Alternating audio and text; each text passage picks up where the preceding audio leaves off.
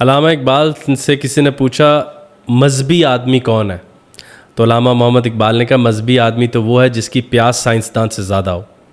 یہ ریکنسٹرکشن کے خطبہ نمبر 1 میں علامہ نے کہا اس سے نیچے مذہبی آدمی کو میں مذہبی آدمی نہیں مانتا.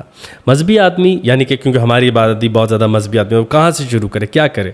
تو اللہ تعالیٰ کہتا ہے کہ میری دو جگہ مجھے دریافت کر سکتے ہو، ایک انفس میں، ایک آفاق میں، ایک اپنے اندر، ایک کائنات میں. یعنی اب کائنات میں جب بھی کسی زندہ و مردہ شے سے میں ٹکراؤں گا وہ نشانی اللہ ہے، تو پہلی سطح میں اس کو جانوں گا اور دوسری سطح میں اس کے خالق کو جاننے کا اہل ہو جاؤں گا. تو اگر کوئی بھی آدمی قاری قرآن ہے تو وہ تو یہ ایکسکیوز ہی نہیں لے سکتا، کیونکہ قرآن نے لا تعداد موضوعات مجھے متعارف کرائیں. کل کو تو آپ قرآن کو بھی خیر بات کہہ دیں کہ بھائی میں ایک ہوں، میں نے معاشی مسائل حل کرنے ہیں، گھروں کے اتنے مسائل ہیں. قرآن تو ستاروں کی بھی یہ دعوت دے رہا ہے، قرآن تو لیگل مسائل کی بھی دعوت دے رہا ہے، عورتوں کی بھی بات کر رہا ہے، جہاد کی بھی بات کر رہا ہے، معاشی مسائل کی بھی بات کر رہا ہے. کائنات کا جو ڈیزائن ہے وہ بالکل نان اسپیشلائزڈ ہے. یہ اسپیشلائزیشن 1910 میں مخصوص قسم کے کارپوریٹ کلچر نے لایا تھا کہ کھیپ در کھیپ مجھے وہ لوگ دو جو بالکل زندگی سے کٹے ہوں تاکہ میں ان کو اپنی انڈسٹری میں سجا لوں، 60 سالوں بعد ان کو گودے کے شکل میں بما پینشن ان کے گھروں کے حوالے دے دوں. ایک آدمی ہے، اس نے بڑی پیاری بات کی، اس نے کہا I want to live life like Greek scholars. They use to take birth and they use to go to for fights. چھوٹی عمر میں ان کی ماں باپ انہیں بھیجتے تھے لڑنے کے لیے. پھر جیسے وہ بڑے ہوئے تو افلاطون کے گھر چلے جاتے تھے، وہاں جا کے وہ فلسفہ سیکھ رہے ہوتے تو جنگ کا اعلان ہو جاتا تھا. جنگ سے لڑ کے جیسے ہی واپس آتے تو پتہ چلتا تھا کہ اب ان کو ووٹ ڈالنا ہے، ہو بلامنس، ادھر سارے لوگ ہی پارلیمنٹ میں جاتے تھے. تو اس نے کہا بھائی میں ایسی زندگی جینا چاہتا ہوں، بھرپور چکی ہوئی زندگی. میں اس لمحے میں اب محسوس کروں میں پوڈ کاسٹ میں داخل ہو رہا ہوں.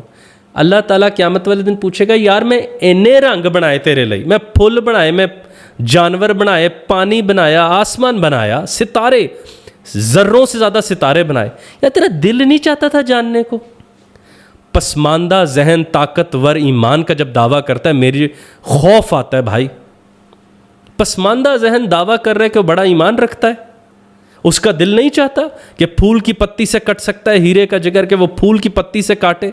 کہ اس کو دل نہیں چاہتا کہ اللہ کی سوچیں میرے گھر کا باغ ہے، وہاں سارے پھول اورنج کلر کے تھے، سارے رنگین ہو گئے، اس کا دل نہیں چاہتا کہ وہ اس سے گفتگو کرے، بات کرے؟ ٹوٹل اتنی سی میری ڈیمانڈ ہے کہ اللہ تعالیٰ نے، اچھا مجھے بتائیں اگر آسمان کی جگہ چھت ڈال دیتا اللہ تعالیٰ، کوئی تو مقصد ہوگا ستاروں کا نا. تو یہ جب میں اللہ تعالیٰ کی کائنات کو کاٹنا شروع کرتا ہوں نا، وہ بہت بڑا گناہ ہے. اس کے برعکس بدھسٹ ماڈل ہے، وہ ہے کہ اپنے اندر اپنے من میں ڈوب کر پا جا سراغ زندگی. وہ ہمارا ویسی نامکمل ہے. باہر کوہرام ہے، اندر سنسان ہے، اور اندر ایسا سنسان ہے کہ اب تو ماں باپ کو ڈر آتا ہے بچہ اکیلا ہوگا، نہ جانے کیسی کیسی برائی میں مبتلا ہوگا. تو اس سب سے جب میں باہر نکالنے کے لیے لوگوں کو کہتا ہوں تم امیر نہیں ہو کوئی بات نہیں، تم عقل مند نہیں ہو کوئی بات نہیں، تم ذہین نہیں ہو کوئی بات نہیں. ارے حضور اچھے تو ہو جاؤ. اور اچھے ہونے کی پہلی دلیل ہے کہ میں جاننا چاہتا ہوں. I am ready to walk. میں سب کو کہتا ہوں جب تک نوکری نہیں مل رہی، یہ بنکر ٹائم ہوتا ہے، سب پڑھ ڈالو یار.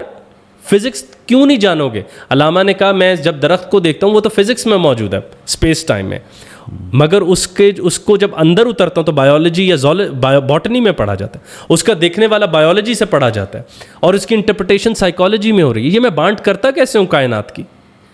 کیا یہ میرا مذہبی فریضہ نہیں کہ میں نے پوری کائنات کو جانا اور ہر چیز پر بڑی رائے دینی ہے؟ میں تو جب بلیک ہول کی بات ہوئی میرا تو دل تھا پاکستان میں دنوں صبح دوپہر شام محفلیں ہوں کہ بھائی جانو اس موضوع کو. اللہ تعالیٰ کی ایک شے ہے جو ہماری نظروں سے اجلتی، میرے اللہ کی نشانی ہے دور، اس کو پالو.